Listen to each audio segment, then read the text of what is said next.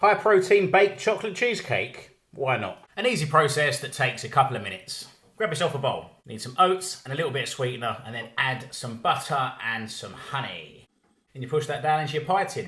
It doesn't have to be a pie tin, it could be anything. I bought a pie tin. Now, you want to push this down fairly firmly so you can use anything that's round or the bottom of a cottage tin lid. I have washed this, don't worry. Anyway, it's me eating it, so why do you care? And when you've done that, you're going to blind bake it for about 7 minutes. Blind baking is, I don't know what it is, you just cook it before you cook it. Whilst that's cooking, it's time for the cheesecakey bit. Get yourself a bowl, some cottage cheese, some Greek yogurt, some protein powder, and 1 egg.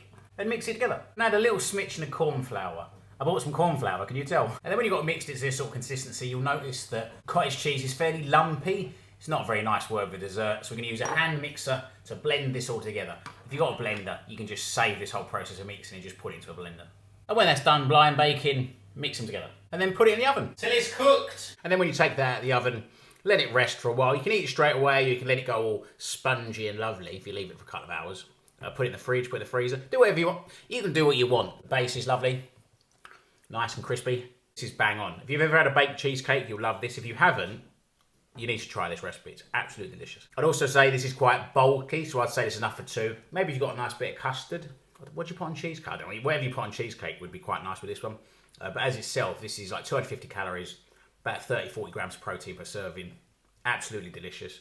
There is a load of nonsense nowadays online about it has to be a perfect macros, or it can't be low carb, low fat. You know, there's so much nonsense out there. Fundamentally, you need to find things that are similar to what you like, but maybe less calorie. Or fundamentally, eat what you want, just eat a lot less. It's very, very simple. Eat what you like. Just make sure you're writing it down. Simple. This one tastes absolutely banging. Give it a try and let me know what you think.